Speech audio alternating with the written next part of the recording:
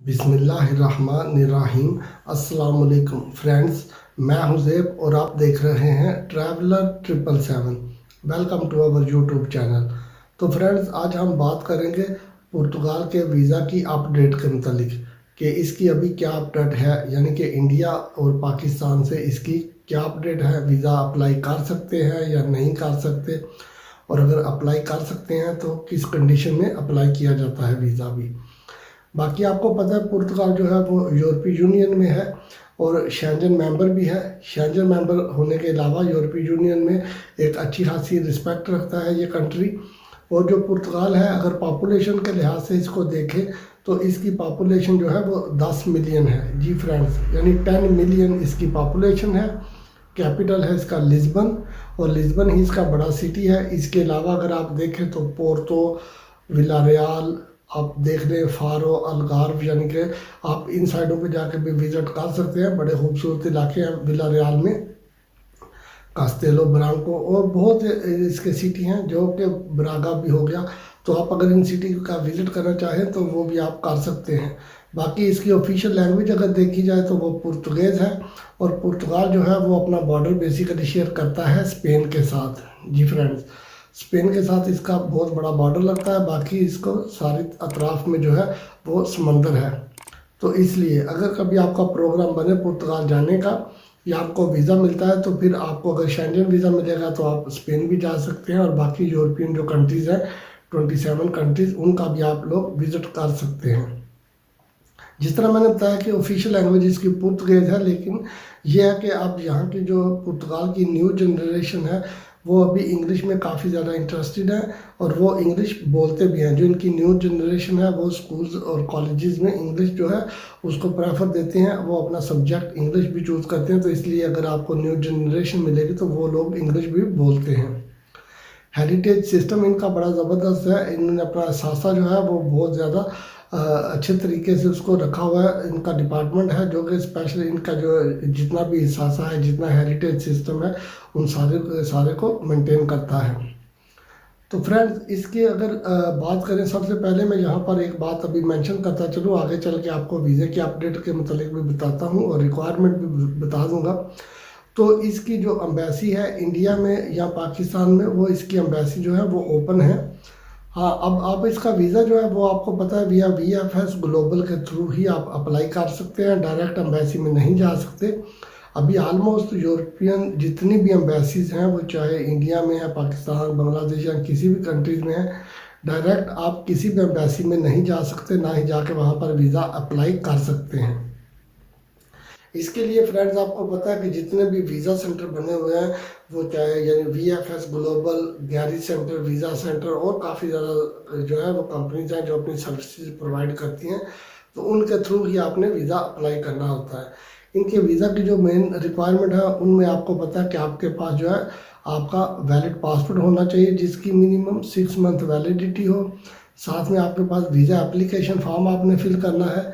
Bank statement आपके पास होनी चाहिए, जो 6 महीने पुरानी बैंक स्टेटमेंट होनी चाहिए। और साथ में यह है कि बैंक स्टेटमेंट आपने ऑनलाइन प्रिंट आउट उसका नहीं निकालना, वो आपने बैंक से जाकर लेना है, ताकि जब आप बैंक से लेंगे तो बैंक वाले उसके ऊपर स्टैंप भी लगा के देंगे।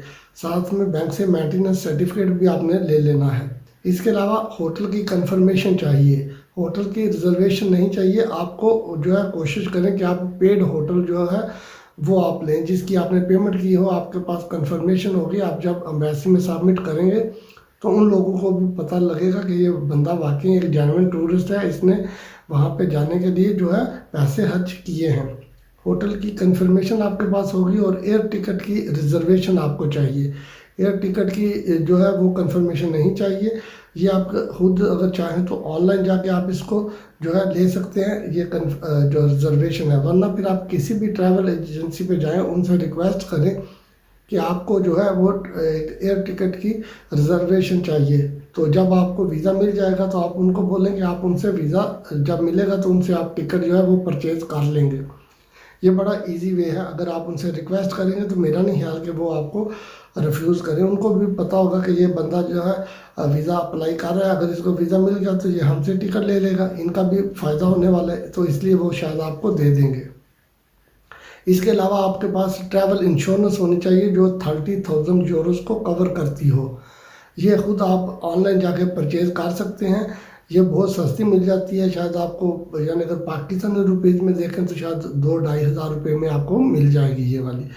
अगर कोशिश करेंगे तो शायद थोड़ी और भी सस्ती मिल जाए, लेकिन इसकी जो कवरिंग है वो 30,000 यूरोस को कवर करती हो, वो वाली आपको चाहिए। इसके अलावा अगर आप जॉब करते हैं तो जॉब का कॉन्ट्रैक्ट चाहिए, आपकी पे स्लिप्स आपके पास होनी चाहिए, बाकी सैलरी आपके अकाउंट में आएगी तो वो आपके अकाउंट से ऑटोमेटिकली उनको पता चल जाएगा कि ये बंदा जॉब कर रहा है। बाकी अगर आप कोई बिज़नेस करते हैं तो बिज़नेस के लिए आपके पास चैम्बर ऑफ कॉमर्स की जो है रजिस्ट्रेशन होनी चाहिए, चैम्बर ऑफ कॉमर्स का कार्ड होना चाहिए, NTN नंबर होना चाहिए और टैक्स रिटर्निंग आपके पास होनी चाहिए। ये सबमिट डॉक्यूमेंट आपने करने हैं। एडिशनल डॉक्यूमेंट्स में अगर देखें तो आपके पास FRC यानी फैमिली रजिस्ट्रेशन सर्टिफिकेट आपके पास होना चाहिए, और अगर मैरिड हैं तो मैरिज सर्टिफिकेट आपके पास होना चाहिए।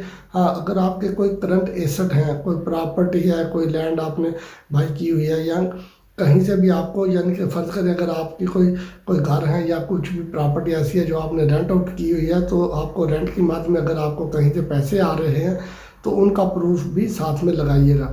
ये आपके लिए प्लस पॉइंट होता है, क्योंकि बेसिकली होता यह है कि आपने उनको ये शो करवाना होता है कि आप इस कंट्री के साथ बड़े जो है सिंसियर है, आपका ये होमलैंड है और आपकी टाई जो है इस कंट्री के साथ बड़ी ज़बरदस्त है।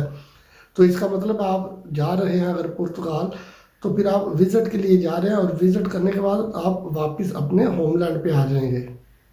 तो ये एडिशनल डॉक्यूमेंट लगाने का ये फ़ायदा होता है। साथ में पुलिस क्लियरेंस सर्टिफिकेट ज़रूर लगाइएगा। वो पुलिस क्लियरेंस सर्टिफिकेट आप किसी भी पुलिस स्टेशन से जाके जो है वो आप अप्लाई कर सकते हैं। यहाँ पर एक बात अभी आपको ज़रूर बताता चलूँ कि अब जो है मोस्टली एम्बेसी जो है वो उनकी रिक्वायरमेंट में एक चीज़ बड़ी जो है इम्पॉर्टेंट होगी है, वो अभी जो है वैक्सीनेशन अगर आपने करवाई है तो उसका प्रूफ ज़रूर साथ में लगाइएगा, उसका सर्टिफिकेट आप साथ लगाइएगा।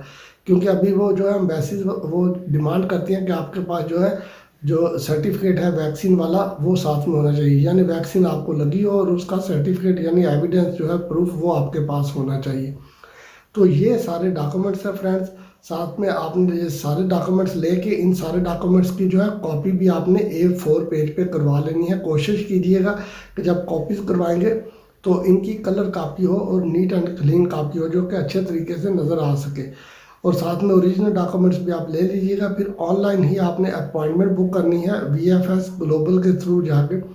जो भी जहाँ पर भी आप रहते हैं आप अपने सिटी के करीब देख लीजिएगा, जहाँ पर आपको इनका ऑफिस मिल जाए तो वहाँ पर आप जाके जो है अपने डॉक्यूमेंट सबमिट कीजिएगा। ओरिजिनल भी साथ में ले जाइएगा और ओरिजिनल के साथ जो कॉपीज़ आपने की हुई हैं वो भी साथ में ले जाइएगा। ये डॉक्यूमेंट्स आप लेके जाके वहाँ पर उनको दीजिएगा और वो आपसे वीज़ा फ़ीस चार्ज कर लेंगे। हाँ, वीज़ा फ़ीस जो है वो इसकी 80 यूरो वीज़ा फ़ीस है, और इसके अलावा जो है उनकी सर्विस चार्जेस होते हैं थोड़े से, यानी VFS ग्लोबल वालों के थोड़े से चार्जेस हैं, वो अफोर्डेबल है, इतने ज़्यादा नहीं है, वो भी आपसे ले लेंगे। क्योंकि सर्विस चार्जेस इसलिए कि एक तो आपके उन्होंने बायोमेट्रिक लेने हैं, दूसरा आपके डॉक्यूमेंट्स लेके उनको डिस्पैच करके एम्बेसी को डिलीवर करना होता है, और जब एम्बेसी इसका रिस्पांस आपको देगी तो फिर आपको वो डॉक्यूमेंट्स वापस भी उन्होंने आपको भेजने होते हैं। तो थोड़े से सर्विस चार्जेस हैं वो आपसे वो पूछ लेंगे, वो आपसे ले लेंगे, आप उनको दे दीजिएगा। इसके बाद 4 से 6 वीक आपने जो है इसका वेट करना है, उसके बाद आपको इसका जवाब आ जाएगा। तो फ्रेंड्स ये सारे डॉक्यूमेंट्स में लगाएं, सब कुछ सही तरीके से आप रखें मेंटेन करके, तो मेरा नहीं हाल कि आपका वीज़ा रिफ्यूज़ हो जाए। हाँ, एक बात ज़रूर है कि आप कोशिश कीजिएगा कि आपकी ट्रैवल हिस्ट्री अगर होगी तो वो आपके लिए ज़्यादा बेहतर होगा, आपके रिफ्यूज़ल के चांसेस कम हो जाते हैं। क्योंकि ट्रैवल हिस्ट्री से ही उनको शो होता है कि आप एक जेन्युइन विजिटर हैं और आप वहाँ पर विज़िट के लिए जा रहे हैं। तो फ्रेंड्स ये एक इन्फॉर्मेशन थी, आपको बतानी थी कि एम्बेसी जो है वो खुली हुई है, आप अगर चाहें तो आप वीज़ा अप्लाई कर सकते हैं। बाकी अगर ये वीडियो आपको अच्छी लगी है और इस वीडियो से थोड़ी सी हेल्प मिली है तो आप काइंडली इस चैनल को सब्सक्राइब कीजिएगा, वीडियो को लाइक और शेयर कीजिएगा। अपना बहुत सा ख्याल रखिएगा। फिर मिलेंगे किसी नई वीडियो में किसी नई अपडेट के साथ। तब तक टेक केयर, अल्लाह हाफिज़।